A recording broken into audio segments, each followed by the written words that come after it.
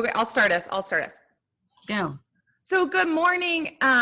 We are so excited to have candidate for RISD School Board, Amanda Clair. Oh, good, Amanda, we both have coffee.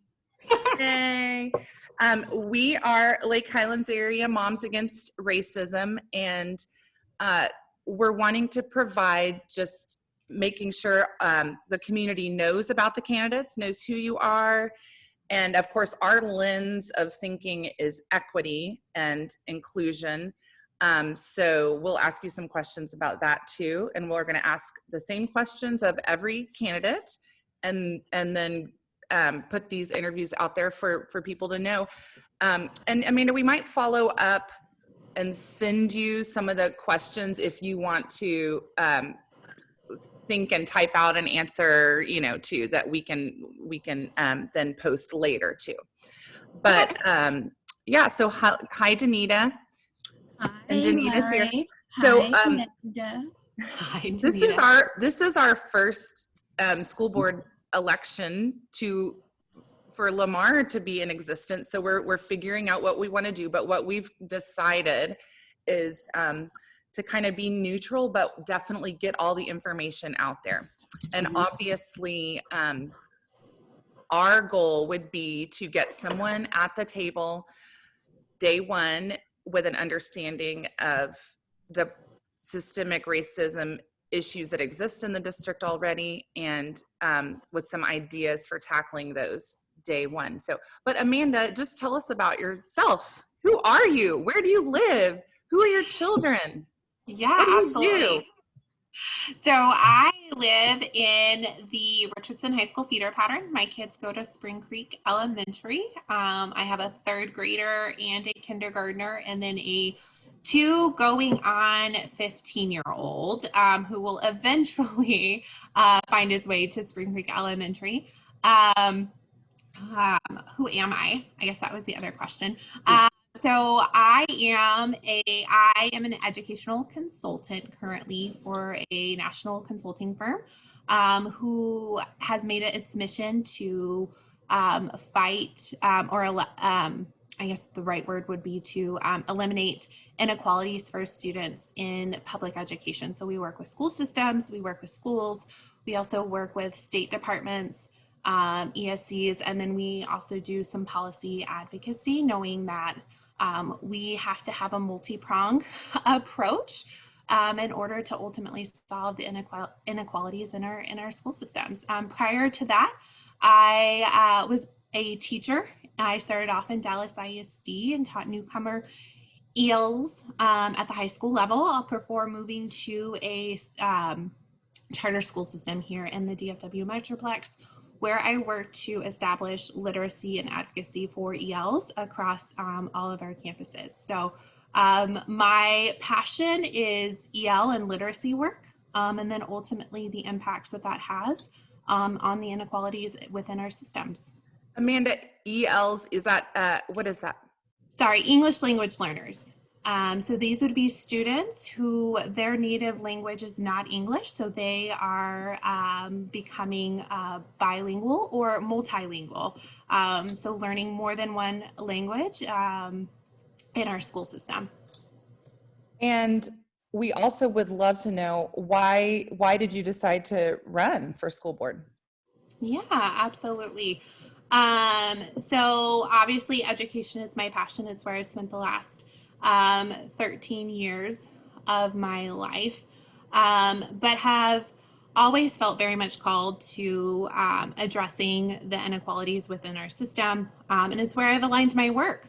But in the last couple of years, I've really been convicted on this idea of what am I doing in my own community? How am I using the skill set and knowledge that I've had the privilege to be poured into and learn through my professional career? How am I using that to support the work of my local community and school system, where my kids go, where my neighbors' kids go, where we chose to be a home? Richardson is a great place to live. We chose it because of its diversity and the work that it's doing for students, but it's still got some work to do.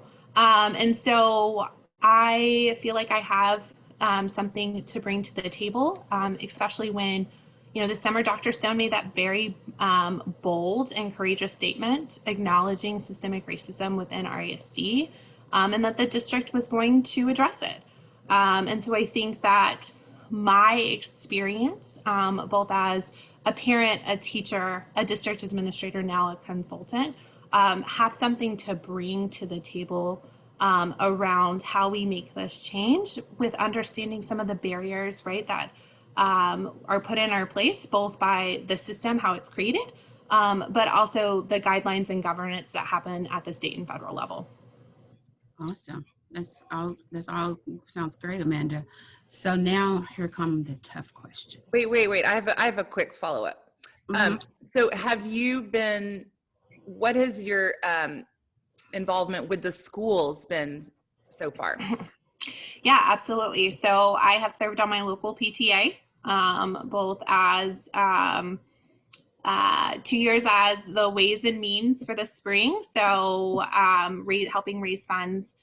This year I serve as the first VP and the Diversity and Equity Chair. So each PTA was asked to create that this year. And so we tagged it with the first VP because we wanted to establish the importance of it, and felt like adding it to the board would be key. And then I've also served on the Racial Equity Committee, and currently am one of the co-chairs for the Language and Equities and Family Engagement. So really focused on what is addressing. So what we're doing is we're addressing like what is the inequity within this subtopic in RISD. And then we'll work with community stakeholders and members of the group to start to, one, identify like the root cause and challenges faced, and start to make some recommendations to the district on next steps that we can take to, I say solve. I don't know that we will ever solve the racial inequities, but begin that journey and make progress towards, so that the gaps are not significant between our white students and our students of color. I'm so glad you said that. Yeah. So you're in charge of that subcommittee. And I'll say this to all the candidates: no matter what happens, there is work that we can do together. So I'm just so glad to know what you're already doing, because this was a conversation that came up last night in a Lamar meeting with Latinx members, is that need for helping bridge that gap with families that don't speak English. So that's awesome. Yep. Okay, Danita. So Amanda, what is your view on the importance of Richardson ISD Equity, Diversity, Inclusion Department, and of the work the RISD Racial Equity Committee has undertaken this year? Yeah, absolutely. So I think the department has the opportunity to be a key lever in combating, right, systemic racism within the district. But specifically, changing this approach that we've taken, where, I feel like we always hear, what's the lens of equity? Like, let's apply this lens of equity. But that insinuates an idea that it's a lens we put on and not a change to our system. And so I think the department has that opportunity to say, like, instead of saying where's the lens of equity, how are we changing our practice? How are we changing so that when we start the decision-making factor, right, whether it's for curriculum or it's for a system or process, or it's for, an election, right, a bond election, like, how is that actually woven in from the start?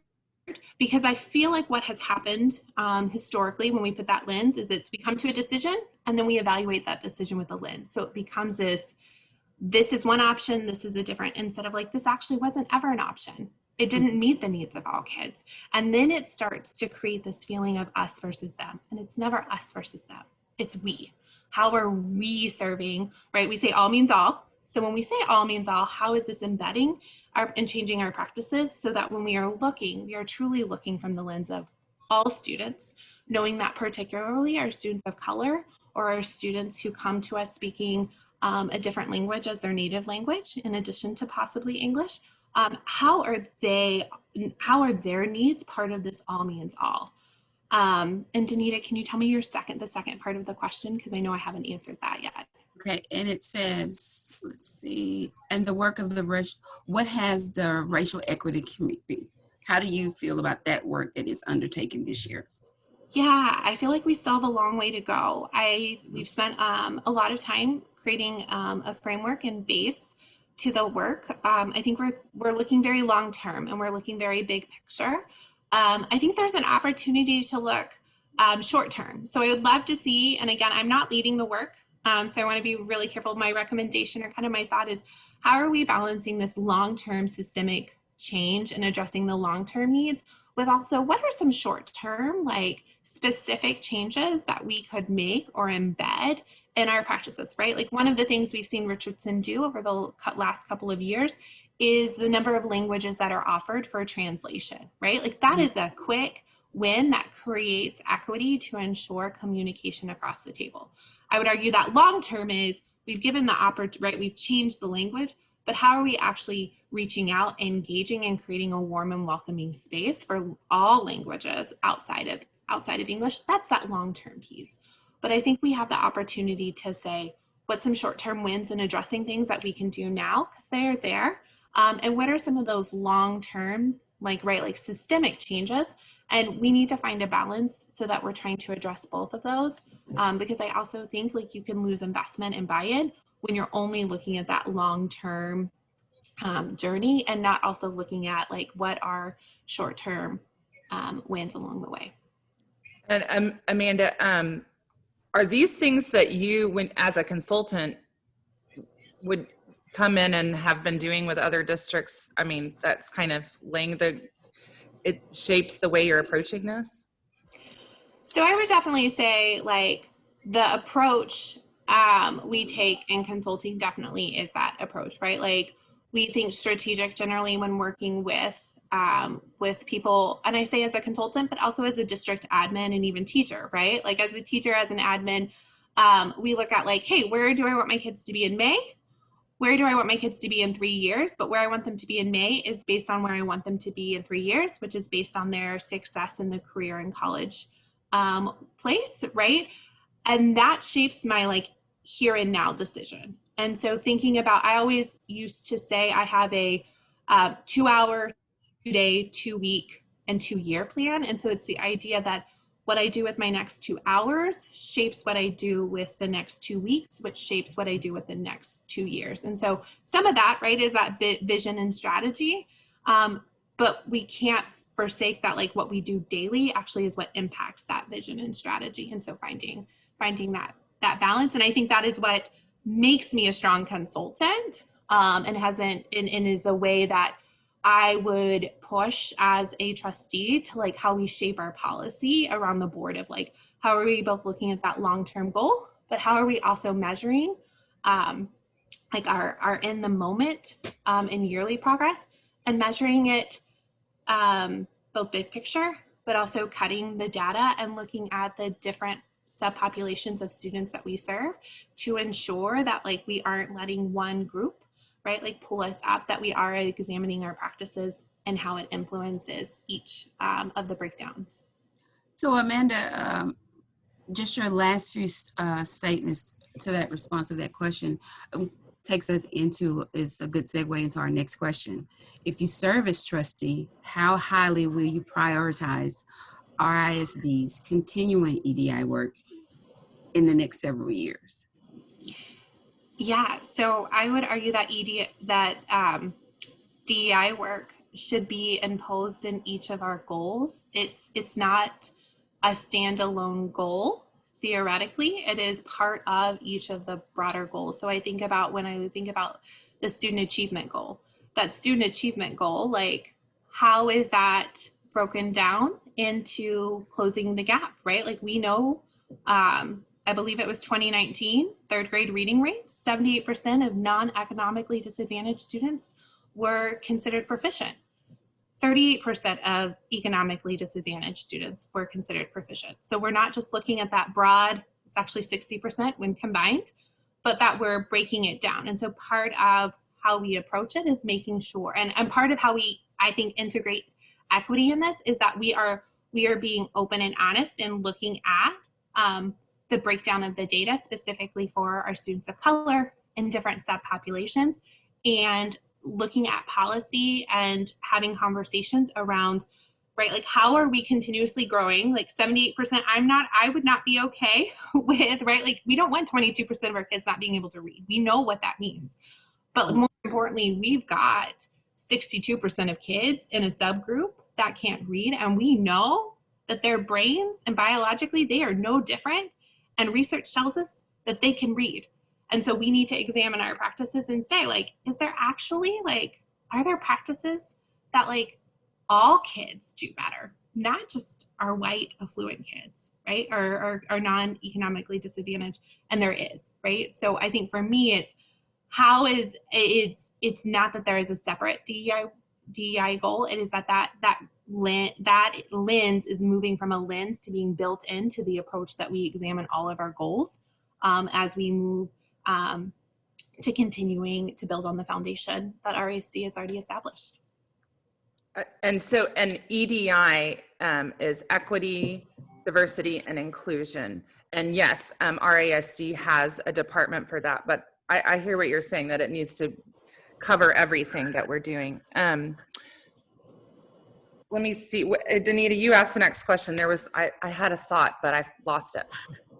Okay, so Amanda, the next question is, what approaches would you like to see RISD pursue in addressing any racial disparities identified in special educational placement, student discipline, home internet access, placement in pre-AP, AP courses, retention in secondary GT services, and preparation for four-year colleges? Now, don't panic. I will put this question in the chat so you can refer back to it. I appreciate that. That is a very big question and obviously a very important one. And if you're okay, I'm going to wait for it to be in the chat so that I can hit all the key components. But I think the first piece is when I think about, so I answered the second and I'll come back to the special education placement and student discipline and access.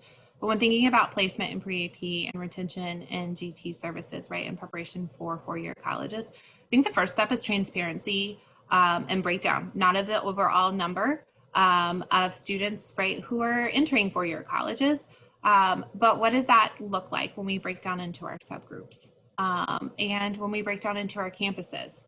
I think there's also a piece I would add is it's not just preparation for four-year colleges. We'd also want to look at acceptance, and then we'd also want to look at retention and graduation rates. I think sometimes we get really excited about entry, but we also know that it is also about making sure our kids are at the right universities who are going to support and create equitable and welcoming environments for them to be able to succeed. And we know, right, like the percentage of students who drop out, like what that does, especially from like a financial standpoint, right? They come out with debt, but without the opportunities that the education would have awarded them. So I think it first starts with honesty and transparency, and then setting very broad goals around that. And those goals are also linked to examining practices, right? Are we gatekeeping? And are we gatekeeping certain students out of, are we saying like you can only take algebra in 8th grade if you are pre-AP? And my question would be like, why? Show me the research that supports that decision. And spoiler alert, there is not research that supports that a child has to be in pre-AP. You expect that child to take Algebra 1 in 9th grade. So like, what is it that makes that decision, right? And we're gatekeeping. We are gatekeeping when we say they have to be GT. And so I think examining the practices we put in place and doing learning. So my question would be asking what learning have we done and where do our decisions rooted in research that led to these decisions, right? Often too, I see like when we get into this like course placement, what keeps kids out of AP courses in 11th and 12th grade is perhaps a struggle in 9th or 10th, right? Can't take geometry if you didn't pass Algebra 1. Well, when you look at the knowledge and skills in order to be successful in geometry, Algebra 1 is actually not a prerequisite. So why can that kid not take Algebra 1 and geometry, right? Like from a structure, so that we have not taken them off track in order to participate in AP courses. So I think when we get there, it's examining practices and ensuring that our practices and our decisions are rooted in research, and not based on systemic issues, right? Or just, we've always done it. This is what we've done, but really saying, how is this setting students up, all students, for success? And what are our numbers, right? What's the percentage? Again, we know we are not there is no biological, neurological difference between demographics of our students. So we should see similar numbers. And if we don't, we need to create policy and change to ensure that they are changing and growing. When we look at, I think it would be the same approach when I'm thinking about special education placement, student discipline, home internet access. I think it's first looking at what are our numbers, not the high level broad stroke numbers, but let's break it down by our demographics, by socioeconomic identities. Those are the ways that we have to first paint a real picture of where we are. And then we have to identify what are our practices that have led to this, and are they rooted in supporting success for students? This is no surprise to anyone on this call. That's not the case. These are the real places. And so I think where the push would be, and again, as a trustee, we don't get to make these decisions. We make policy, and we get to ask the questions of Dr. Stone and her committee to ensure that we are addressing these needs as a district. But saying what are the policies, and show me the research that is rooted in ensuring that all students are being examined with the same criteria, and that it's not being influenced by race or background. And we know that's not the case. That's still an area of opportunity for all schools, but one that we need to hone in on. Thank you for addressing all that. This is a big question. Okay, let's see here. We're going to move on. Do you support RISD's recent progress in the areas of pre-K programs? Danita, I'll let you put that in the chat. Pre-K programs, ACE campuses. Now, and I need you all to tell me what the progress is. Let's just start with those. So pre-K programs, isn't there a push to do pre-K across RISD? Yeah. Yes. Yeah. And that was mentioned in part of the bond proposal with the decision to ultimately move, right? There is a phased-in approach to move 6th grade from the elementary school campuses to the middle school campuses. So we know early EC intervention, especially around language and literacy, is key and to ensuring success for students.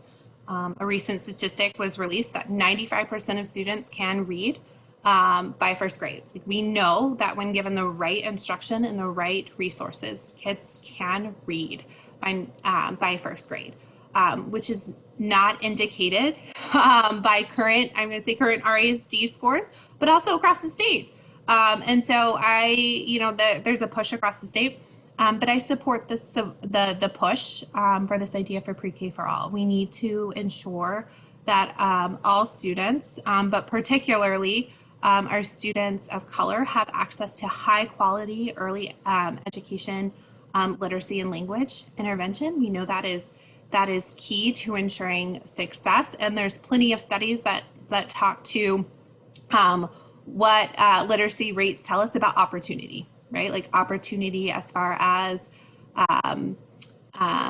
college prep courses, college standardized testing, but even the workforce, right? When we think about rent agreements, right? Our students need to be literate and have strong language and literacy skills in order to read and enter into an agreement between a landlord and themselves. And that's not currently the case, right, with where our literacy rates are.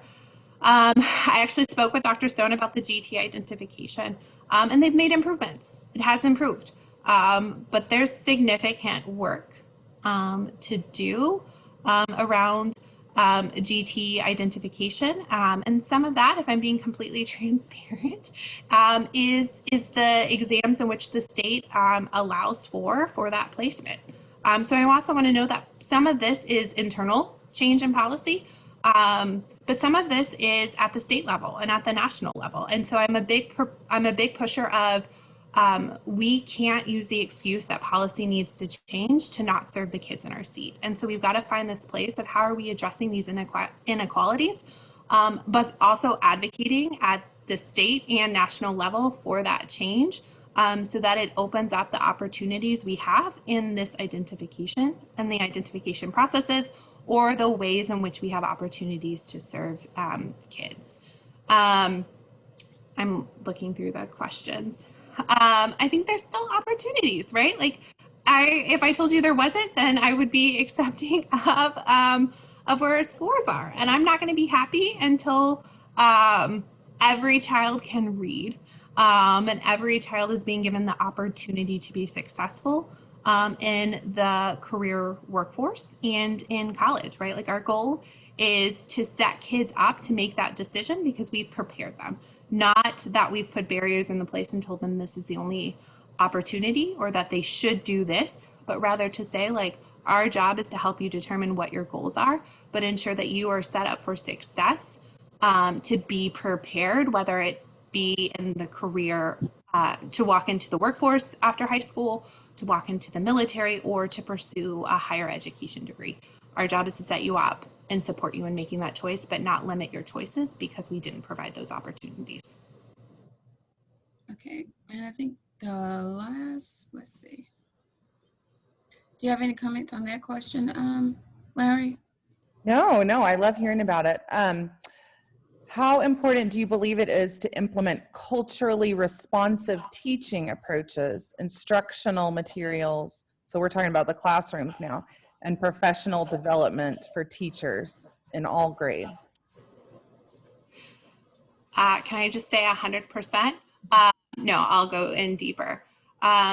So right now, when we look at the demographics of our teacher workforce and compare it to the demographics of our students and buildings, they are not similar. We primarily have a large white population, white presenting teacher workforce. And so what we do know is that there are studies that indicate that students being able to identify with their teacher, the color of the skin of their teacher, does lead to stronger outcomes. And so not the question, but I think it's important that we look at hiring practices around how are we recruiting and retaining teachers of color, so for our students.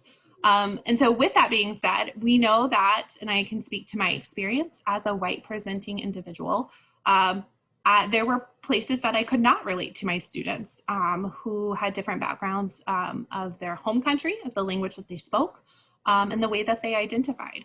And I learned and unlearned a lot. And so when we think about culturally responsive, being able to understand what makes our students unique, what they need, is important. When we think about curriculum, my caveat to my 100% yes is that we do need to ensure that our curriculum is culturally responsive, that our students are able to engage with books and characters that look like them, that have backgrounds like them. But I want to caveat that with not at the exception of having a high quality curriculum.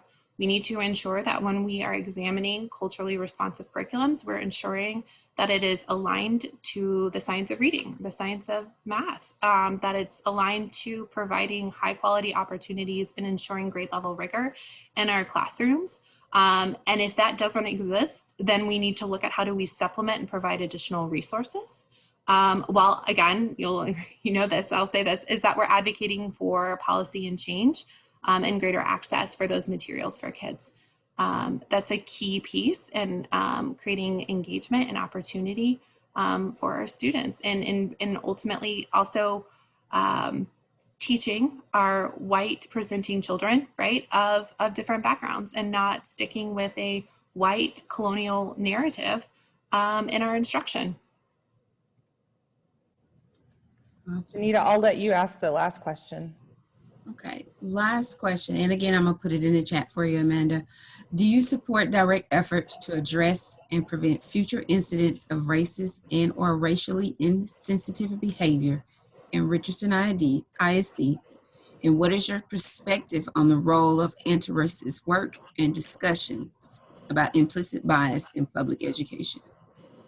Yeah, anti-racist work and discussions about implicit bias and addressing those racist incidents that happen in classrooms. Yeah. Yeah.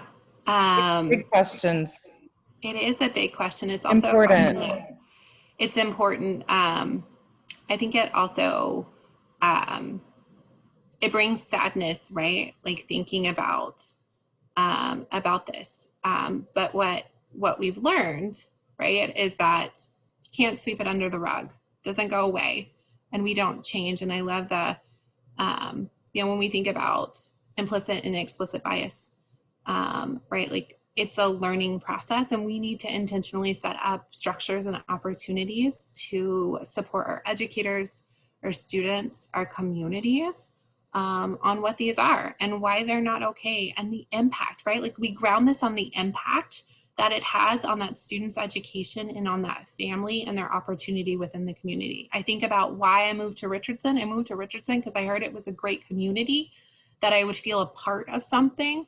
And I'm a small town. I didn't think Bryan College Station was a small town, but I'm being told it's a small town compared to Dallas, and that I could find that small town community here in Richardson. And if we want that, and that's what we hear from the community, we love the community feel, then we have to address these bias, and because it impacts our community and impacts the people we love, it impacts our kids' education. And I think we ground it in that, right? When we talk with teachers, when we are working on this anti-racist work within our district, and we are pulling out places where we unintentionally created systems of inequity, or we unintentionally created barriers for kids of color or kids whose language isn't English, whose first language isn't English.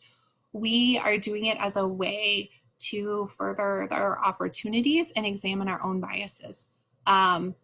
I support the idea of publicly addressing both on a community level, but also within the classroom and school level, incidents of racism or racially insensitive behavior. Obviously in a appropriate cognitive way, depending on the age of the student. But this isn't high school work. This isn't college work. There are ways that we can engage our youngest learners in this work in a way that is culturally impactful and cognitively appropriate. And just like I would say we shouldn't gatekeep from Algebra 1 in 8th grade, I would say we shouldn't gatekeep from this equity work for our youngest learners, because there are ways to engage and actually start the learning, right? Instead of thinking about the unlearning that has to happen, how can we positively influence this learning and have them engage so that we keep or reduce the incidents that happen at the high school level. That it doesn't happen because they're suddenly a 9th grader. It happens because it's been years of missed opportunity to address and teach around the bias and some of the systemic issues over the course of education. Does you know how I think you have a candidate website or a Facebook page? Mm-hmm. Does it have like 3 words, or is there like a motto or a message that you have on there that sums your campaign and your focus up? Yeah, I don't have it on there, but I would tell you, if you were asking me like what is my motto, it would say academic opportunity for all. So this idea, we talk a lot about the achievement gap, but the achievement gap is established because we're not giving all students the opportunity to have access to high quality material, high quality instruction, and aren't holding ourselves accountable to ensuring that kids, regardless of their backgrounds, are being given the same demands. And I mean, like from an educational, like as the teacher giving the same like rigorous demands of instruction in the classroom. And so I actually believe it starts with opportunity. And so I would say ensuring academic opportunity for all. And Danita, okay, my brain. I will have to edit this part out. I'm going to edit this part out. What was I going to say? Well, I just want to say in closing, Amanda, if you had a minute to summarize your campaign and your beliefs moving RISD forward, what would you say? What is your elevator speak? Danita, I know what I was going to say. Your magic wand question. Oh yeah, yes. With your magic wand, same type of scenario, and that magic wand will allow you to make sweeping changes through RISD, not gradual, but sweeping right then, instant. What would you do? First, I want to know where I can find this wand because I want this now. Lowry, I love it. So I think it would be we would have high quality, rigorous instruction curriculum practices in all of our classrooms, regardless of the programming, right? Special education, bilingual, dual language, monolingual classes. Every child is being held to the same level of expectations for their ability to engage with complex text, rigorous questions, rigorous academics, and it's done in a way that is engaging to our families. So I think that key piece is that we're also, we've engaged our families. We've created a community in our schools that regardless of your language, identity, educational background, you feel empowered to support your students' education in connection with the school district.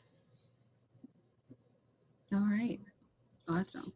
Well, Amanda, thank you so much. Yeah, thank you, ladies. I appreciate you guys making time to listen and let me share my perspective with you.